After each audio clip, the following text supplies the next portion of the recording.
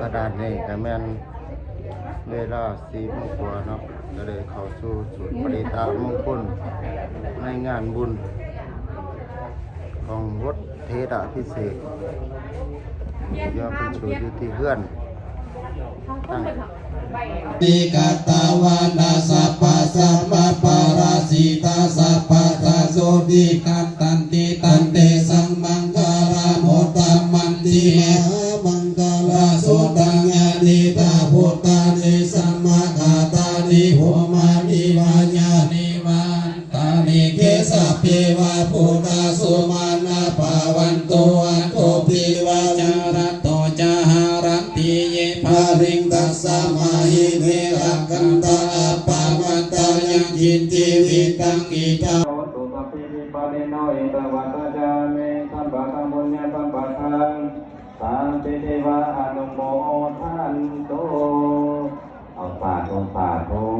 ขอให้เป็นบุญเป็นกุศลขอให้พุทธิปราจงบันทึกการทำบุญของไม่ออกสมจี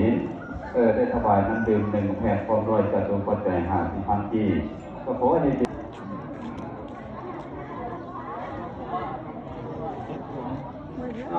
เอาไปต่อยอดบุญยอดกุศล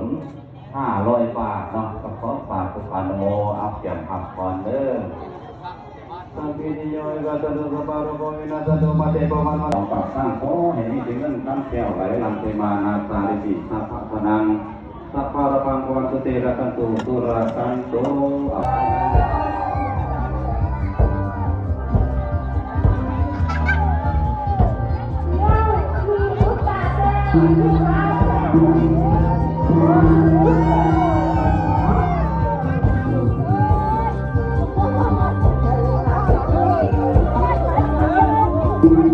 เตะขาลูกเตะขาหลานนำเลยวันนี้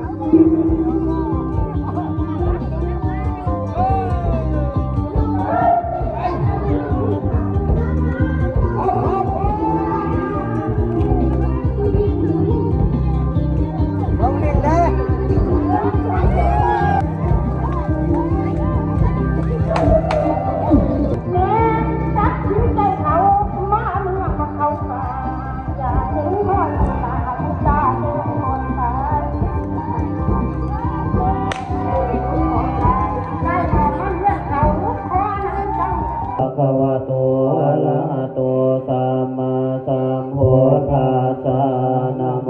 ตัสสะภะคะวะโตอะระหะโตสัมมาสัมพุทธัสสะนะโมตัสสะภะคะวะโตอะระหะโตสัมมาสัมพุทธัสสะพุทธังสรณังคัจฉามิธัมมังสรณังคัจฉามิสังฆังสรณังคัจฉามิทุติยามปิพุทธังสรณังคัจฉามิทุติยามปิธัมมังสรณังคัจฉามิทุติยามปิสังฆังสรณังคัจฉามิตติยามปิพุทธังสรณังคัจฉามิตติยามปิธัมมังสรณังคัจฉาขังสรณังคัจฉามิสัมโพเทอัฏฐวิสัญญาทวาทสัญญาสังแข็งต่างๆเนาะมาร่วมงาน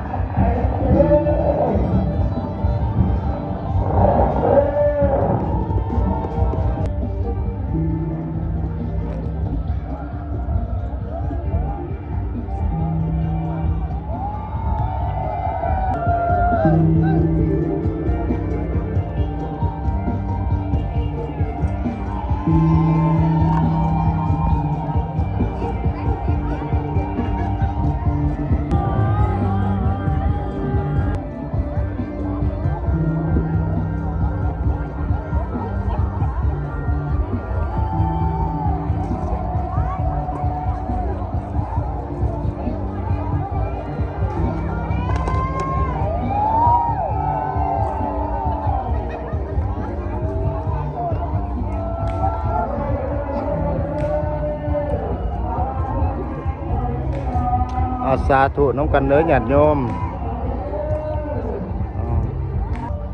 เพื่อจะได้แห่อ้อมพระธาตุสีมาหรือว่าซิม เป็นจำนวนนี่ก็3หอบเนาะญาติโยมสาธุอนุโมทนาบุญนำเพิ่นเด้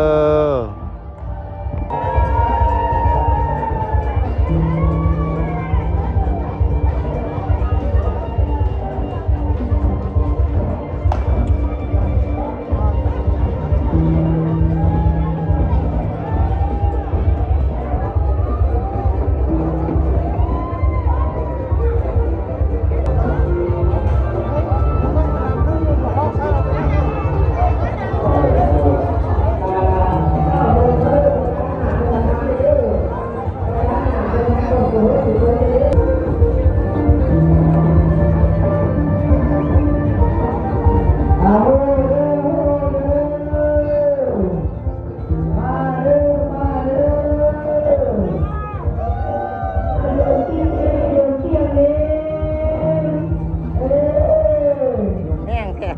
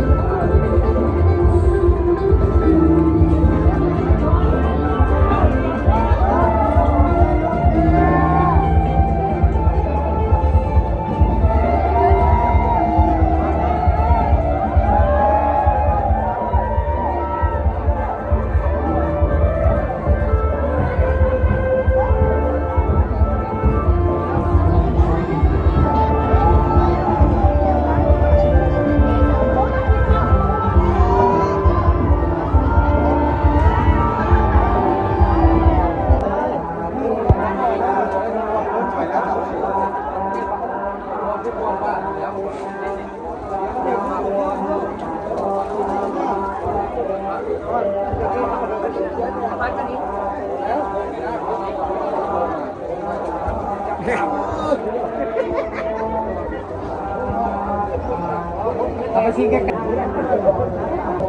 อ๋อประกาศ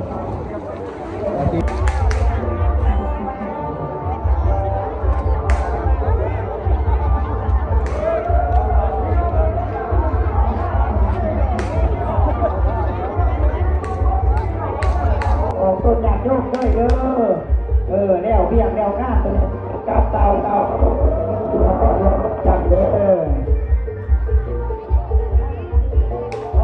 มีพูดให้มาเด้อจ่าถู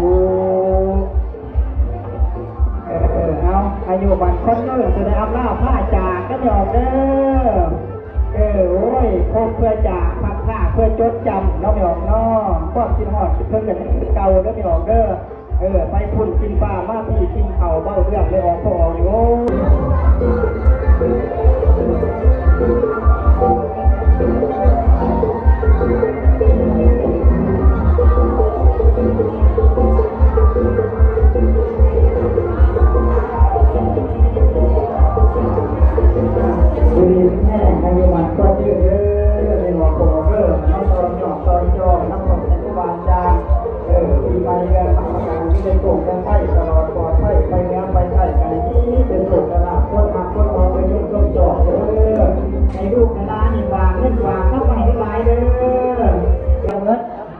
สุวรรณปัตตังอภิเษกกังกล่าวคำถวายคณะบริปั้นเพศคณะครับก็ไม่ได้อ่านใบปากหน้านะครับคณะว่าอาพ่อนกระจกอ่านในปากหน้าแสดง